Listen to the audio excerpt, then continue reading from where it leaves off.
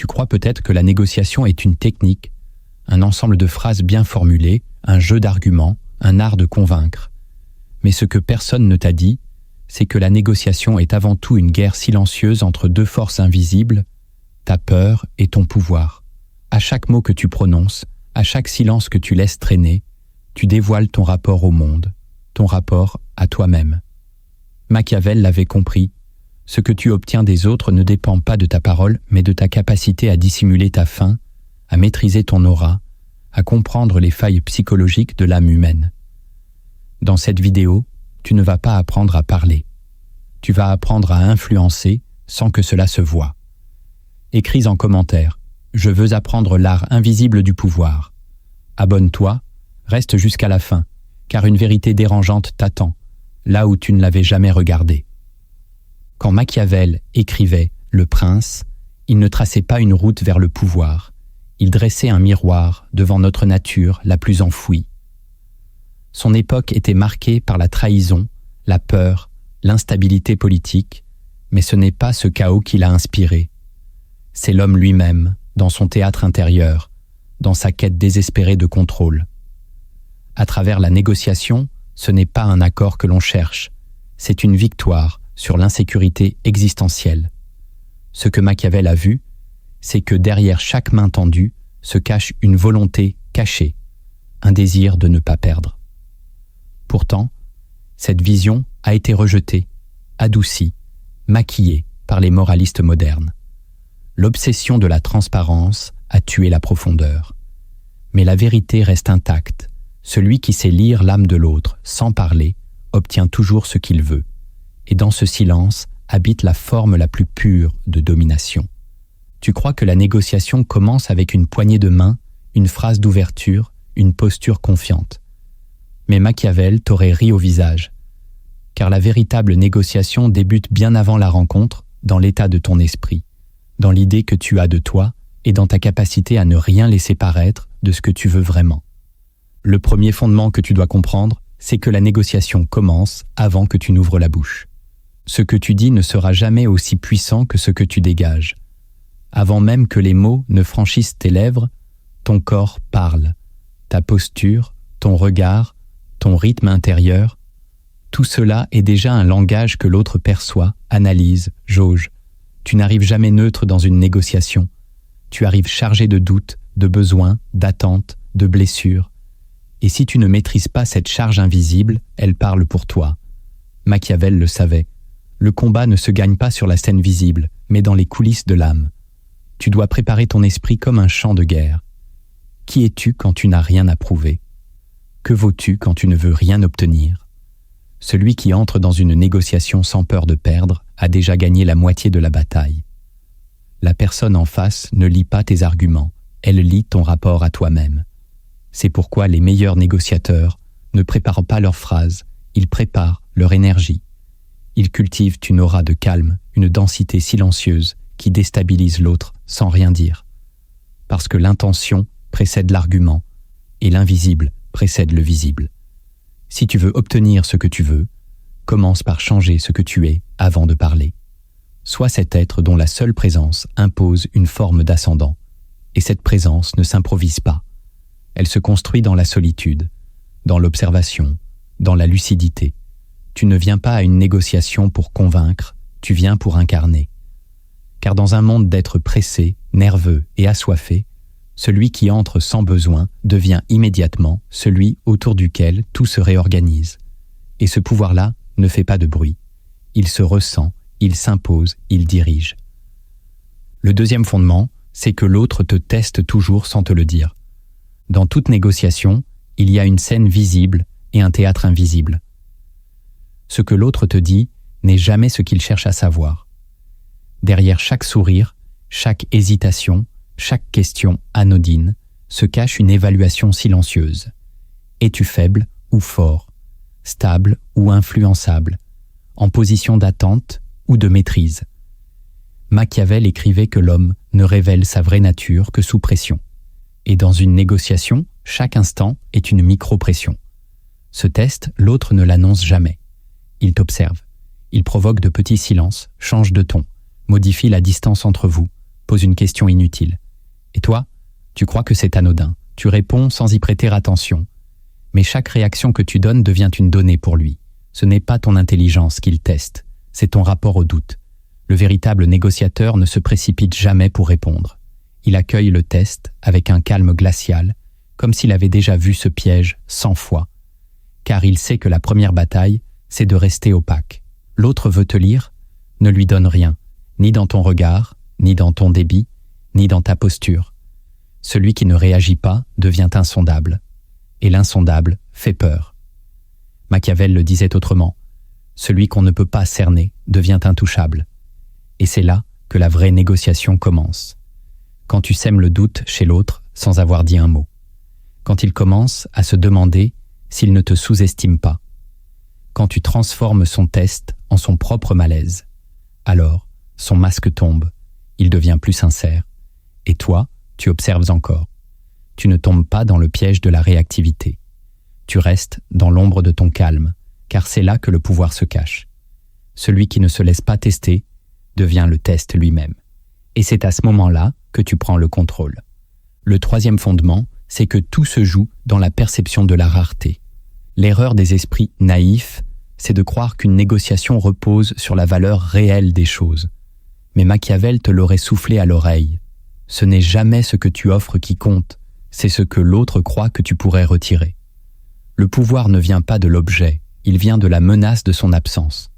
L'art de négocier repose sur ta capacité à faire ressentir que ce que tu proposes est rare, précieux, difficilement accessible, même si ce n'est pas vrai, parce que l'homme est programmé pour désirer ce qui semble lui échapper.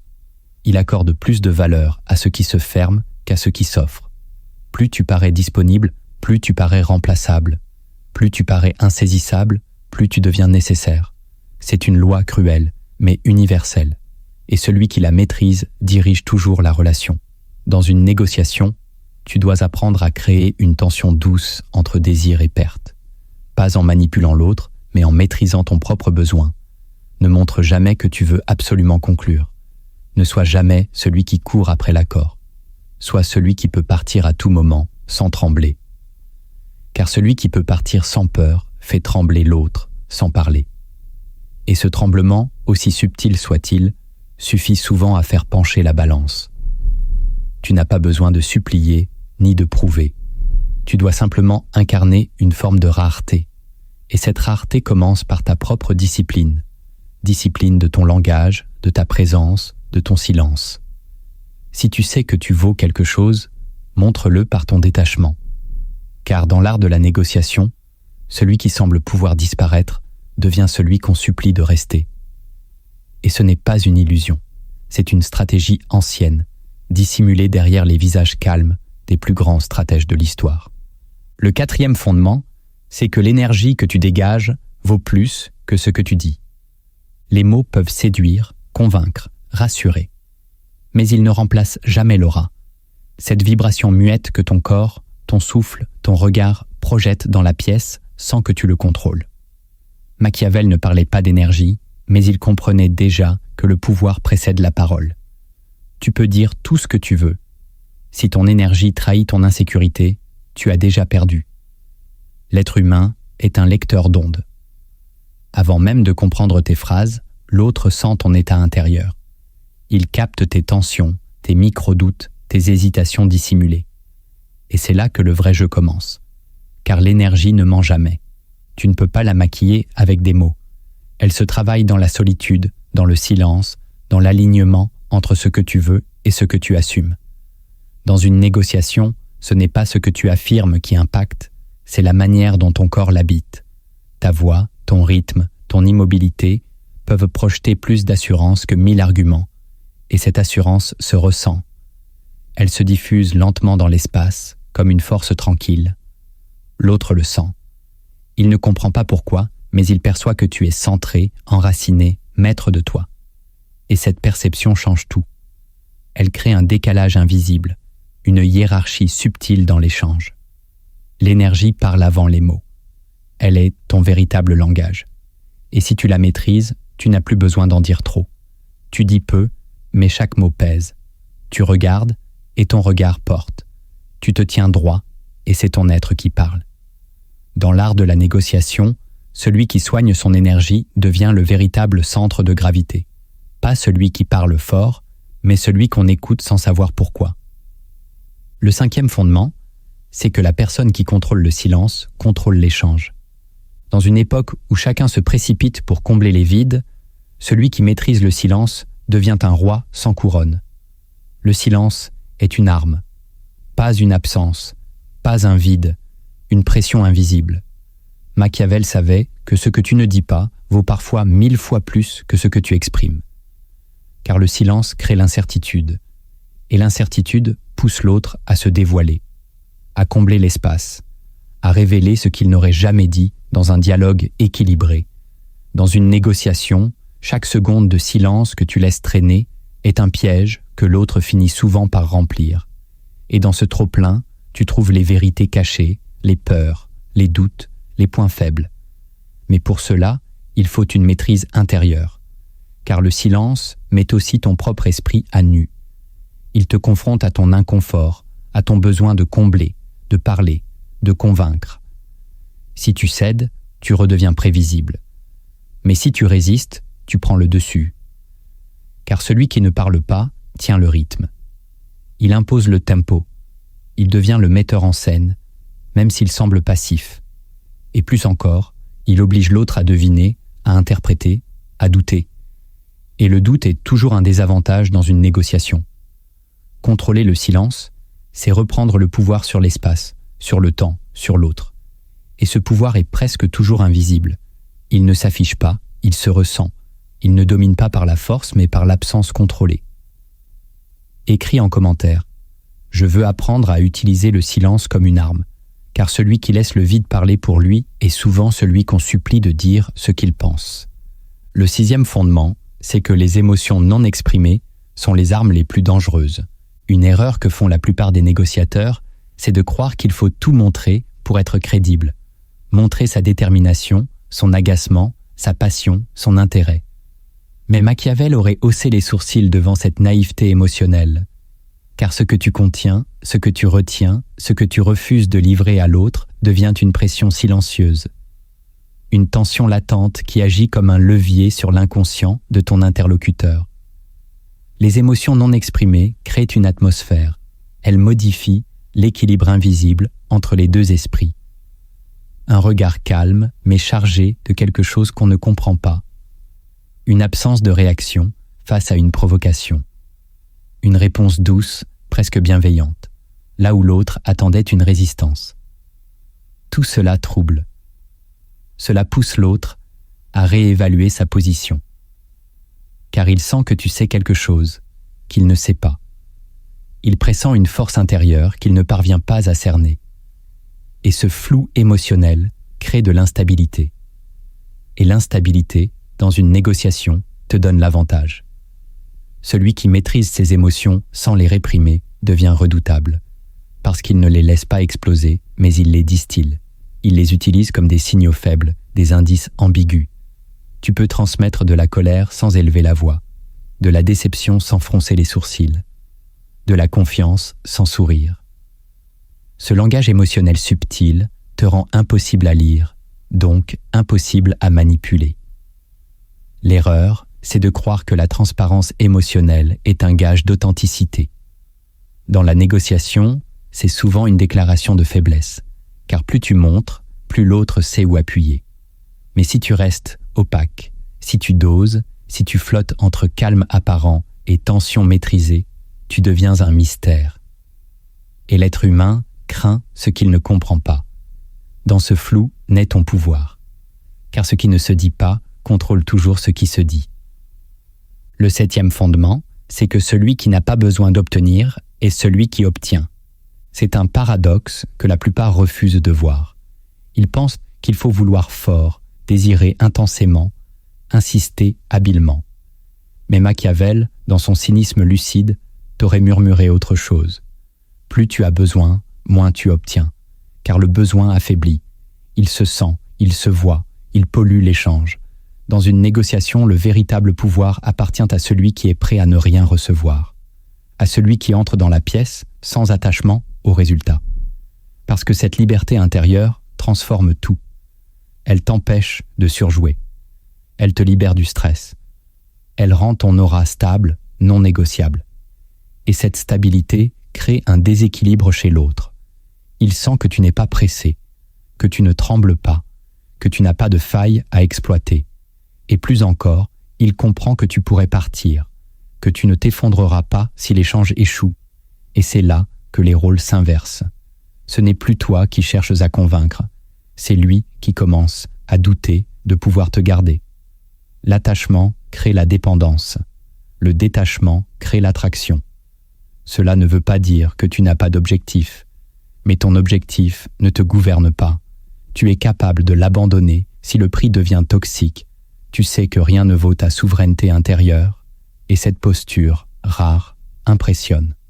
Elle désarme, elle renverse la dynamique, car celui qui n'a rien à perdre devient l'être le plus redoutable dans une négociation. Il ne surréagit pas, il ne supplie pas, il choisit.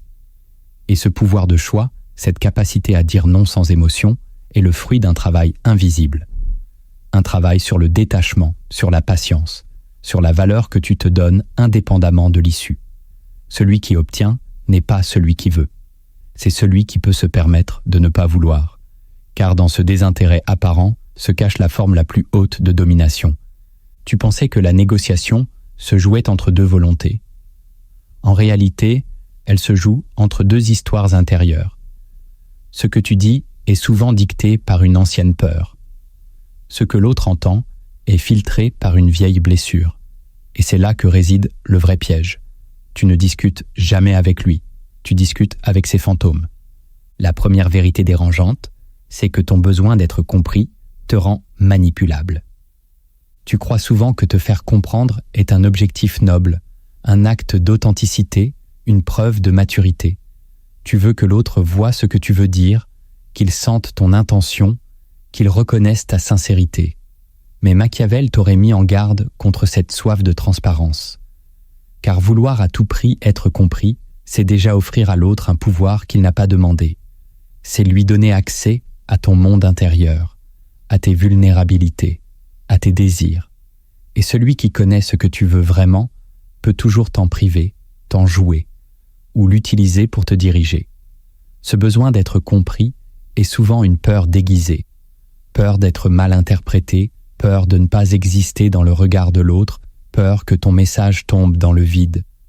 Mais la négociation n'est pas un espace de validation émotionnelle. C'est un champ de force, un échange d'intérêts, un duel silencieux entre deux psychologies. Celui qui se bat pour être compris s'affaiblit, car il devient dépendant de la réaction de l'autre. Il explique trop, se répète, se justifie, s'excuse parfois. Il ouvre des portes que l'autre n'aurait même pas cherchées.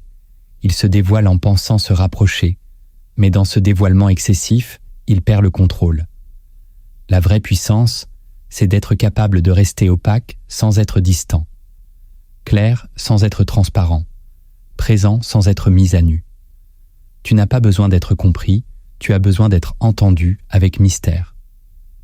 C'est ce mystère qui crée la tension, qui maintient l'intérêt, qui te rend imprévisible. Et dans l'imprévisibilité naît le respect, car ce qu'on ne comprend pas entièrement, on ne peut ni dominer ni utiliser. Celui qui accepte d'être incompris sans faiblir devient une énigme que l'autre n'arrive pas à résoudre. Et cette énigme devient un pouvoir. La deuxième vérité dérangeante, c'est que celui qui fait le plus d'efforts perd l'équilibre. Dans une négociation, l'illusion du mérite est dangereuse. Tu crois que si tu travailles bien ton discours, si tu multiplies les concessions, si tu montres ta bonne volonté, tu finiras par obtenir ce que tu veux. Mais Machiavel savait que l'effort visible est une forme de soumission. Plus tu en fais, plus tu montres que tu veux. Et plus tu veux, plus tu deviens déséquilibré. Celui qui fait trop d'efforts sort de lui-même. Il quitte son axe. Il se décentre pour essayer de plaire, convaincre, séduire, rassurer. Et dans ce mouvement, il perd la verticalité qui impose naturellement le respect. L'autre, en face, le sent. Il sent que tu bouges trop, que tu cherches trop, que tu offres trop. Et cela t'affaiblit. Tu deviens celui qui quémande, même si tes mots sont nobles. Celui qui en fait trop perd toujours l'avantage. parce qu'il montre que l'issue de l'échange est vitale pour lui. Et ce sentiment-là, l'autre le capte, même inconsciemment. Il commence alors à prendre moins au sérieux ta position. Il teste, il résiste, il recule pour voir jusqu'où tu iras. Et souvent, tu vas trop loin, parce que tu crois qu'en montrant ton engagement, tu seras récompensé. Mais le monde de la négociation ne récompense pas l'effort. Il récompense la maîtrise. Celui qui reste dans sa densité, qui parle peu, qui ne s'agite pas, qui ne cherche pas à combler, inspire plus de confiance que celui qui s'active. Car l'effort visible est souvent le symptôme d'un désespoir intérieur. Tu veux trop, et cela te rend vulnérable. Le vrai pouvoir, c'est d'en faire juste assez. Pas moins, mais surtout pas plus. De rester centré, d'offrir sans t'incliner, de parler sans te justifier. Car celui qui fait le moins d'efforts visibles est souvent celui qui maîtrise le plus de choses en silence. La troisième vérité, dérangeante, c'est que la logique ne gagne jamais contre la perception. Tu penses que si tu avances les bons arguments, les faits irréfutables, les données précises, l'autre finira par céder à l'évidence. Tu crois que la vérité logique est une force en soi. Mais dans une négociation, ce n'est jamais la vérité qui l'emporte. C'est la perception de la vérité. Machiavel le savait. L'homme ne se déplace pas vers ce qui est juste, mais vers ce qui lui paraît avantageux. Tu peux avoir raison, mais si ta posture, ton énergie, ton image n'incarnent pas cette raison, elle sera rejetée. L'autre n'écoute pas ton discours avec objectivité. Il l'écoute avec ses peurs, ses attentes, ses jugements préconçus. Il lit ton corps, ta voix, ton visage. Il ressent ton niveau de pouvoir avant même d'entendre ta proposition. Et si ce qu'il ressent ne correspond pas à ce qu'il entend, il choisit ce qu'il ressent. Voilà pourquoi certains mensonges bien emballés gagnent plus que des vérités mal portées. Ce n'est pas juste, mais c'est humain. Et celui qui ignore cette loi perd sans comprendre pourquoi. Il croit que l'autre est irrationnel, injuste. Il insiste, s'énerve, se répète. Mais c'est déjà trop tard. Dans une négociation, la logique est une épée fragile si elle n'est pas portée par une perception de puissance. Tu dois faire en sorte que chaque mot que tu dis soit soutenu par ton aura, ta posture, ton calme. Sinon, ta logique devient abstraite. Et l'abstraction n'a aucun pouvoir sur un esprit guidé par le ressenti. Apprends donc à parler au corps de l'autre, à projeter une perception de solidité, de confiance, d'inébranlabilité. Car dans ce monde invisible, celui qui influence le ressenti influence la décision. Et ce que l'autre pense avoir choisi librement, il l'a souvent ressenti bien avant de l'avoir compris. La quatrième vérité dérangeante, c'est que tu négocies toujours avec l'ombre de l'autre, pas avec son apparence. Tu regardes l'autre en face, tu observes son costume, son sourire, ses phrases maîtrisées, ses gestes calculés, et tu penses que c'est avec cette image-là que tu es en train de négocier. Mais ce que tu ne vois pas, c'est ce qui le gouverne réellement. Ce ne sont pas ses mots qui dictent sa conduite. C'est son ombre, ses peurs non digérées, ses souvenirs d'échec, son besoin secret de reconnaissance, sa honte d'avoir été autrefois humilié, sa rage contenue. Et tout cela, il ne te le montre pas. Mais c'est ce qui le pousse à agir, à dire oui ou non, à résister ou céder. Machiavel disait que pour comprendre un homme, il faut regarder là où il tremble, pas là où il se vante. Et cette ombre, tu ne peux l'atteindre que si tu te tais et que tu regardes plus loin que l'échange. Tu dois percevoir ce qui n'est pas dit, lire ce qui n'est pas écrit, car c'est là que réside le véritable levier. Si tu identifies le nœud invisible qui l'anime, tu peux influer sur toute la négociation, pas en l'attaquant, en le frôlant, en nommant subtilement quelque chose qu'il n'a jamais osé avouer, en laissant entendre que tu le comprends, même dans ce qu'il tait. Et là, quelque chose bascule. Il ne négocie plus avec toi, il négocie avec lui-même. Et c'est là que tu deviens intouchable, parce que tu ne réponds pas à son masque. Tu dialogues avec sa profondeur. Et dans ce dialogue silencieux, tu prends l'avantage sans le dire. Car celui qui voit l'ombre de l'autre sans se perdre dans la sienne devient le maître invisible de toute négociation. La cinquième vérité dérangeante, c'est que ce que tu ne veux pas entendre est souvent ce que l'autre ressent. Dans tout échange, il y a des signaux faibles que tu préfères ignorer. Une gêne dans la voix de l'autre, un regard fuyant, une phrase maladroite. Et tu fais semblant de ne rien voir. Parce que tu veux que la négociation avance. Parce que tu as peur d'ouvrir une faille, de perdre l'équilibre. Mais Machiavel t'aurait dit, ce que tu évites est souvent ce que tu devrais regarder en face. Car l'autre ressent plus qu'il ne dit. Et souvent, ce qu'il ressent, il te l'envoie à sa manière. Par une incohérence, un malaise, une micro-agression. Tu fais semblant de ne pas l'avoir remarqué. Mais ton inconscient l'a capté. Et cette tension non nommée devient un parasite. Elle affaiblit ta lucidité. Elle t'oblige à surcompenser, à trop expliquer, à te détourner. Et plus tu fuis cette sensation, plus elle grandit. En vérité, dans une négociation, les non-dits ne disparaissent jamais. Ils s'accumulent. Ils forment un champ invisible qui déforme tout. Si tu veux rester puissant, tu dois apprendre à entendre ce que tu ne veux pas entendre, à accueillir le malaise, à nommer ce qui dérange, sans accusation, juste pour clarifier l'espace. Celui qui ose entendre sans se défendre devient un maître du terrain, parce qu'il ne nie rien, il ne filtre pas, il n'a pas besoin de se protéger, et cette transparence intérieure le rend inébranlable. Car ce que tu refuses d'entendre finit toujours par te déséquilibrer. Mais ce que tu acceptes devient un outil. Écris en commentaire « Je veux apprendre à entendre l'invisible ». Parce que celui qui voit ce que l'autre cache et qui entend ce que l'autre tait est déjà à un autre niveau de conscience. Un niveau où la négociation n'est plus un affrontement, mais une danse maîtrisée. La 6e vérité dérangeante, c'est que vouloir convaincre est déjà une position de faiblesse. Tu penses que convaincre, c'est maîtriser. Que si tu parviens à faire pencher l'autre vers ton point de vue, tu as gagné. Mais ce que tu ne vois pas, c'est que vouloir convaincre, c'est déjà partir du principe que tu n'es pas assez. Que ton offre, ton idée, ta position ne parlent pas d'elle-même. Tu sens le besoin d'ajouter, de renforcer, de plaider, et dans ce besoin, il y a déjà une fragilité. Machiavel savait que le pouvoir ne s'impose pas par la force des mots, mais par la certitude silencieuse.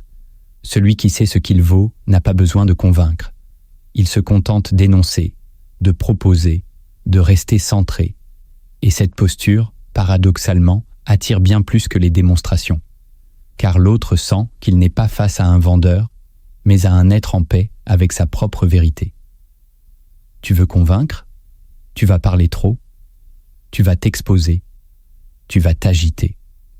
Et chaque effort que tu fais pour faire entrer l'autre dans ta logique le fait reculer, même inconsciemment. Parce que l'être humain déteste qu'on essaie de le faire changer. Il a besoin de garder l'illusion qu'il choisit. Et c'est pourquoi celui qui veut convaincre perd toujours un peu de pouvoir. Celui qui n'a rien à prouver, lui, laisse un espace. Il ne remplit pas tout. Il permet à l'autre de venir vers lui, librement. Et cette liberté attire. Dans l'art de la négociation, ton objectif n'est pas de persuader, mais de rester solide. Ton but n'est pas d'avoir raison, mais de rester fidèle à ton axe. Car ce que tu imposes, on te le rejette. Ce que tu incarnes, on te l'accorde. Et cette distinction fait toute la différence. Le plus grand stratège, c'est celui qui n'a plus besoin que l'autre dise « oui ». Il sait que son « non » est parfois encore plus puissant. La 7e vérité dérangeante, c'est que tu ne négocies jamais avec l'autre. Tu négocies avec ton passé. Tu crois que tu es en train de discuter avec un homme, une femme, un client, un supérieur, un partenaire. Mais en réalité, ce que tu entends dans sa voix, ce que tu ressens dans ta peur, ce que tu ressors dans tes arguments, tout cela ne vient pas de lui. Cela vient de toi. Plus précisément, de ton histoire, de ton besoin d'être reconnu par une autorité paternelle que tu n'as jamais eue, de ton envie de prouver que tu mérites ce que d'autres t'ont refusé, de ta peur d'être rejeté, abandonné, incompris, humilié. Chaque négociation réactive un fragment de ton passé. Et si tu n'en es pas conscient, tu crois que tu es dans l'instant présent, alors que tu rejoues une scène ancienne avec un nouveau visage. Machiavel t'aurait dit « Celui qui ne maîtrise pas son passé devient un esclave dans toute relation, parce qu'il ne parle pas depuis le présent. Il parle depuis une mémoire douloureuse, et cette mémoire colore tout, ton ton de voix, ta stratégie, ta posture, ton besoin de conclure. Tu n'essaies pas seulement de gagner, tu essaies de réparer quelque chose. Et cette tentative inconsciente te fragilise, car elle fait de l'autre un juge de ta valeur, alors que dans la vraie puissance, l'autre n'a aucun rôle dans ton histoire intérieure. Tu n'as rien à réparer, rien à prouver. Tu es là, lucide, centré, détaché. Tu sais ce que tu veux, mais tu n'en fais pas une affaire de dignité. Car ta dignité ne dépend plus de l'issue. Elle est déjà ancrée. Celui qui négocie depuis le présent, sans fardeau caché, devient limpide, imperturbable. Il ne projette rien sur l'autre. Et c'est cette absence de projection qui désarme. Tu ne négocies jamais contre l'autre. Tu négocies contre tes fantômes. Et si tu les reconnais à temps, tu redeviens libre. Et libre, tu n'as plus besoin de gagner. Tu incarnes déjà la victoire. Il ne suffit pas de comprendre, il faut pratiquer. Mais dans cet art invisible, la pratique n'est pas bruyante. Elle se glisse dans l'échange, sans bruit, sans mise en scène. Ces techniques ne ressemblent pas à des stratégies. Elles ressemblent à des silences, à des gestes lents, à des questions banales. Et pourtant, elles transforment profondément l'issue de toute négociation. La première technique que tu dois expérimenter, c'est l'ancrage silencieux. Avant même que la négociation ne commence, il existe un instant fragile. Celui où les deux corps prennent place, où les regards se croisent, où l'espace se charge d'intentions invisibles. Cet instant, la plupart le traversent sans conscience. Mais c'est là que tout peut déjà basculer. L'ancrage silencieux consiste à imprégner l'espace d'une présence stable, immobile, souveraine. Tu ne parles pas, tu n'exprimes rien. Tu respires lentement, profondément, sans forcer. Tu poses ton corps avec un calme qui donne l'impression que tu es chez toi, même si tu es chez l'autre. Tu regardes droit, mais sans agresser. Tu laisses le silence s'installer, sans le fuir. Et dans ce silence, tu deviens la référence. L'autre attend que tu dises quelque chose.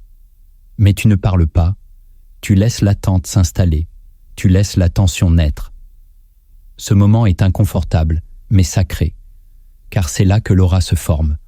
Tu n'as pas besoin d'imposer ta voix, ni de justifier ta présence. Tu imposes ton rythme. Tu ralentis l'échange avant qu'il ne commence. Et cette lenteur, si elle est tenue, désarme, car elle donne un signal. Je ne suis pas pressé, je ne suis pas inquiet, je suis ancré. Et ce signal, l'autre le reçoit au plus profond. Il comprend qu'il entre dans un cadre qui n'est pas ordinaire. Il sent qu'il ne pourra pas t'entraîner dans son agitation. Et à partir de là, c'est toi qui tiens la cadence. L'ancrage silencieux est une discipline.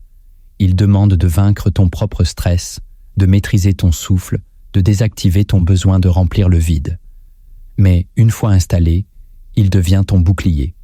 Tu entres dans l'échange comme une montagne entre deux vents. Tu ne t'excuses pas d'être là. Tu es là. Et cette évidence silencieuse fait souvent plus que 1000 discours. La deuxième technique, c'est la projection inversée. L'un des pièges les plus fréquents en négociation, c'est de répondre aux attentes de l'autre en te mettant en position défensive. Tu veux expliquer, corriger, ajuster. Mais ce mouvement te rend prévisible. L'autre pose les règles et toi tu t'y plies. La projection inversée consiste à retourner ce mécanisme dès le départ. Tu ne parles pas de ce que tu offres. Tu parles de ce que l'autre pense que tu caches. Tu évoques d'entrée ce qu'il pourrait suspecter, ce qui pourrait le faire douter, mais tu le fais en posant toi-même les mots. Tu dis, par exemple, « Tu pourrais croire que je cherche à tirer avantage de cette situation » ou « Tu dois peut-être penser que je vais insister ». En nommant l'ombre avant qu'elle ne prenne racine, tu désarmes l'autre. Tu prends le contrôle de l'imaginaire négatif. Et surtout, tu renverses la dynamique. Ce n'est plus lui qui projette ses peurs sur toi, c'est toi qui exposes ses projections avant qu'il ne les formule. Ce mouvement crée un effet psychologique puissant. Tu sembles plus lucide, plus honnête, plus maître de toi. Et l'autre commence à douter de ses propres suspicions. Il baisse la garde, car tu viens de lui montrer que tu n'as rien à cacher, même ce qu'il aurait pu utiliser contre toi. Cette technique est fine, mais elle exige du timing. Tu ne peux pas l'utiliser à chaque instant. Elle fonctionne mieux dans les premières minutes ou après une tension perçue. Elle agit comme une décharge anticipée. Tu montres que tu as compris les règles du jeu, mais que tu refuses de les subir. Tu les exposes, tu les retournes, tu les redéfinis. Et dans ce geste, tu passes du rôle d'interlocuteur à celui de stratège. Celui qui voit la projection de l'autre et qui la manipule doucement, sans jamais y résister. La troisième technique, c'est la question qui retourne l'axe. Dans une négociation, la majorité des gens se laissent guider par le fil posé par l'autre. Ils répondent aux questions, ils réagissent, ils suivent un rythme qui ne leur appartient pas. Or, celui qui répond trop devient prévisible. Et ce que Machiavel aurait recommandé, c'est précisément de créer des cassures subtiles. La question qui retourne l'axe est une de ces cassures. Elle ne sert pas à obtenir une information, mais à perturber la dynamique mentale de l'autre. Par exemple, alors qu'il te demande un chiffre, une condition, une preuve, tu lui poses calmement une question inattendue. Dis-moi, qu'est-ce qui serait pour toi un signe de confiance dans cet échange? Ou bien, qu'est-ce que tu redouterais le plus dans un accord mal construit? Ces questions désarment. Elles obligent l'autre à se recentrer, à réfléchir, à sortir de son automatisme. Et surtout, elles déplacent le pouvoir, car celui qui pose les bonnes questions dirige toujours l'espace. Ce n'est pas celui qui parle le plus, mais celui qui cadre. La question qui retourne l'axe fonctionne parce qu'elle touche une strate plus profonde. Elle demande à l'autre de se révéler, pas sur les faits, mais sur ses émotions, ses peurs, ses critères invisibles. Et dans cette révélation, tu récupères un levier que tu n'aurais jamais pu obtenir en argumentant. La clé ici, c'est le calme. Tu poses la question sans précipitation, sans intention apparente. Et tu laisses le silence faire son travail. L'autre, surpris, se tait. Il hésite. Et dans cette hésitation, tu deviens celui qui mène. Cette technique n'est pas spectaculaire. Elle est chirurgicale. Tu ne réponds pas, tu déplaces le terrain. Tu ne subis pas, tu questionnes. Et dans ce simple retournement, tu reprends le contrôle, sans avoir besoin de t'imposer. La quatrième technique, c'est la création du terrain mental. Beaucoup entrent dans une négociation en acceptant inconsciemment le terrain mental de l'autre. Ils répondent dans le cadre défini par l'interlocuteur. Ils entrent dans une logique étrangère, avec ses critères, ses références, son tempo. Et ainsi, ils jouent déjà à l'extérieur. Or, Machiavel savait que le terrain est plus important que les armes. Celui qui impose le cadre psychologique gagne, même s'il parle moins. La création du terrain mental consiste à définir très tôt le type d'échange que tu attends, non pas en dictant des règles, mais en installant un climat intérieur. Par exemple, tu peux dire doucement « Je suis ici pour trouver quelque chose de solide, pas pour gagner vite ». Ou encore « Ce qui compte pour moi, c'est la clarté, pas la rapidité ». Ces phrases anodines déplacent la carte mentale. Elles forcent l'autre à se repositionner. Elles brisent l'automatisme, ralentissent le rythme, modifient les attentes. Tu viens de redessiner le territoire. Et sur ce territoire, c'est toi qui sais marcher. L'autre peut résister. Il peut vouloir t'entraîner dans son jeu. Mais ton calme, ta régularité, ton refus d'entrer dans l'agitation vont lui imposer petit à petit ton terrain.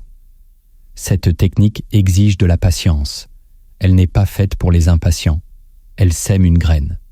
Mais une fois le cadre établi, tout ce qui se dit ensuite se plie à ton rythme. La voix de l'autre change. Son attitude se réajuste. Parce que tu ne réagis pas à son monde. Tu fais exister le tien. Et ce monde est plus stable, plus clair, plus profond.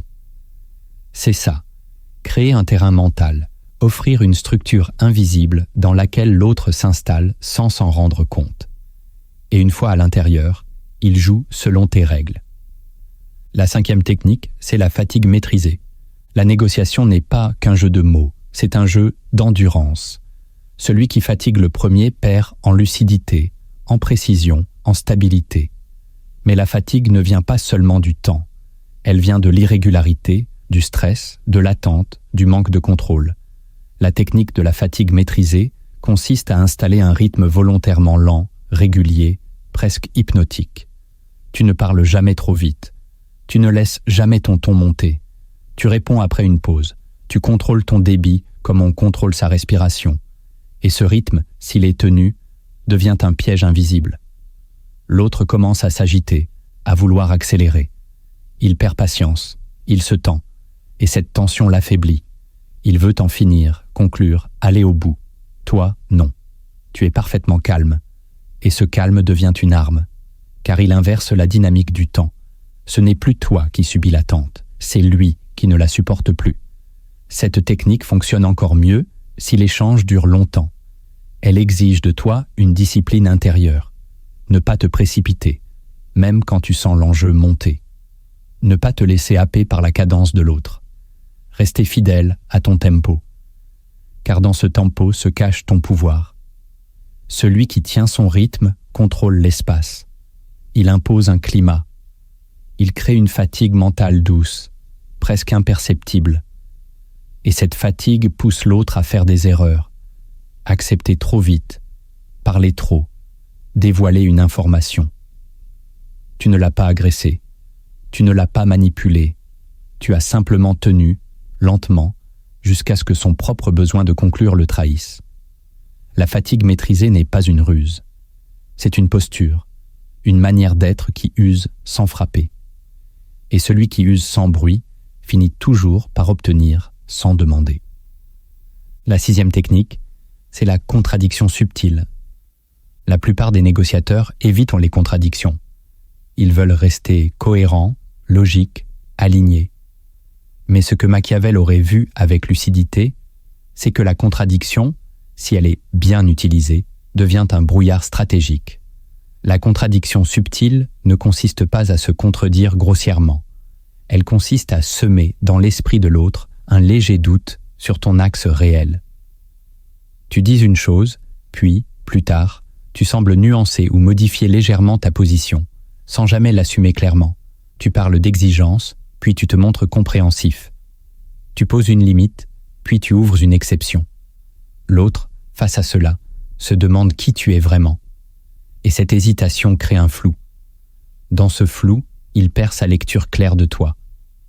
Il ne sait plus à quoi s'attendre. Il commence à douter de ses propres stratégies. Et ce doute est précieux. Car celui qui doute ne frappe pas. Il hésite, il ralentit, il observe. Pendant ce temps, tu avances. La contradiction subtile ne te décrédibilise pas si elle est tenue avec calme. Elle te rend insaisissable. L'erreur serait d'en faire trop ou de te justifier.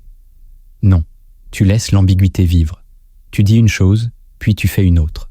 Tu laisses l'autre deviner ce qui compte vraiment pour toi. Et ce mystère devient une barrière, car les humains ne savent pas se battre contre ce qu'ils ne peuvent pas cerner.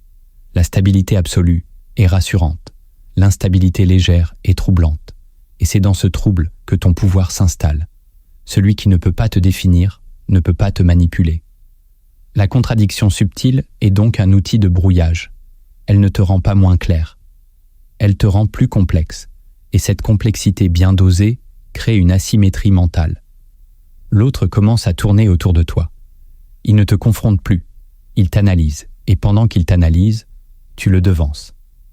La 7e technique, c'est la sortie imprévisible.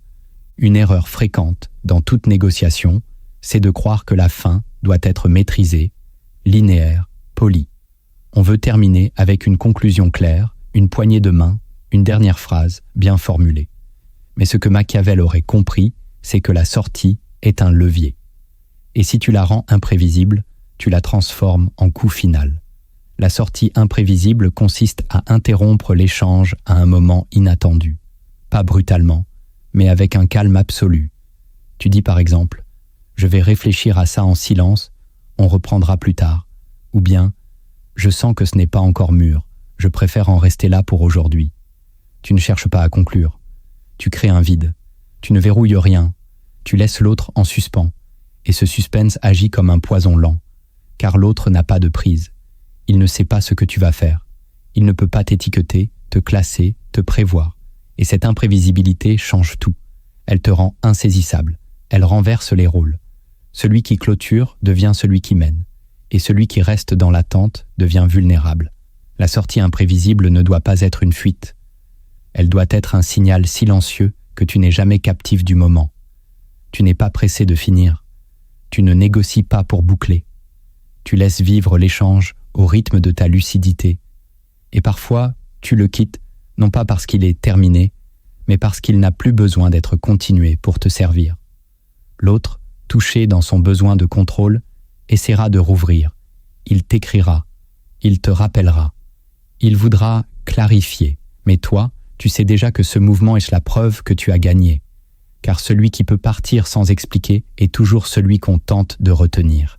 Et dans ce geste, tu ne demandes plus rien. Tu attires tout. Tu sais désormais que négocier, ce n'est pas convaincre, ni plaire, ni gagner. C'est d'abord se rencontrer soi-même dans un champ de tension silencieuse. C'est apprendre à maîtriser le mouvement intérieur qui veut à tout prix obtenir, être validé, reconnu, entendu. C'est accepter de ne pas tout dire, de ne pas tout expliquer, de ne pas tout résoudre. Car dans l'univers de Machiavel, celui qui parle trop se trahit, et celui qui montre trop se donne. Tout au long de cette exploration, tu as compris que la négociation véritable ne commence jamais avec des mots. Elle commence avec une présence, une densité, une façon d'être qui précède la stratégie. Chaque fondement que nous avons vu, le silence, le calme, le détachement, la perception de la rareté, n'est pas une méthode parmi d'autres. C'est un miroir de ton état intérieur. Plus tu cherches à influencer, moins tu influences. Plus tu veux conclure, plus tu t'éloignes de la conclusion. Et c'est là le cœur du paradoxe que peu osent t'affronter. C'est dans l'abandon du besoin que le pouvoir s'installe. Tu as aussi vu que l'autre n'est jamais celui que tu crois. Il est chargé de sa propre histoire, de ses peurs, de ses projections. Tu ne parles jamais avec un être rationnel. Tu parles avec une architecture émotionnelle complexe, fragile, parfois instable. Et cette architecture, si tu la comprends, si tu la ressens, te donne une supériorité que les mots ne suffisent pas à exprimer. Car ce que tu lis dans l'ombre de l'autre devient une carte secrète. Mais cette carte ne t'est offerte que si tu renonces à la distraction du contrôle immédiat. Tu n'es pas là pour avoir raison. Tu es là pour voir clair. Et parfois, voir clair suffit à tout faire basculer.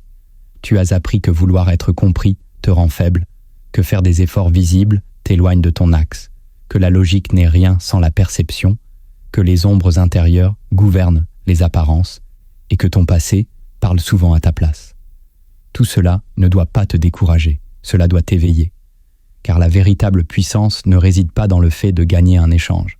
Elle réside dans ta capacité à rester libre, centré, stable, peu importe l'issue. Si tu pratiques les techniques que tu as découvertes, l'ancrage silencieux, la projection inversée, la création du terrain mental, la fatigue maîtrisée, la contradiction subtile, la sortie imprévisible, tu constateras qu'elles ne fonctionnent pas comme des formules magiques. Elles fonctionnent comme des révélateurs. Elles te montrent où tu en es avec toi-même. Peux-tu rester calme face à l'agitation? Peux-tu dire non sans peur? Peux-tu laisser l'autre dans le vide sans céder à l'envie de tout expliquer? C'est là que réside le véritable art. Et cet art, Machiavel l'avait pressenti bien avant notre époque d'agitation mentale. Il avait compris que le pouvoir est toujours silencieux, invisible, presque immobile, et que ceux qui savent ne se précipitent jamais. Alors, la prochaine fois que tu entres dans une négociation, souviens-toi, tu n'es pas là pour gagner. Tu es là pour rayonner une présence que l'autre ne peut ni cerner, ni manipuler. Tu es là pour incarner quelque chose de plus grand que ton intérêt personnel. Tu es là pour être un mystère que l'on respecte. Et si tu parviens à devenir cette force tranquille, cette voix rare, cette posture opaque et limpide à la fois, tu n'auras plus besoin d'obtenir. Le monde te donnera ce que tu ne demandes même plus. Si ce message t'a touché, partage cette vidéo à une personne qui cherche à reprendre le contrôle sans devenir un tyran. Abonne-toi si ce n'est pas déjà fait et continue d'explorer ces vérités invisibles, car c'est dans ce que l'on ne voit pas que se cache souvent ce qui dirige tout.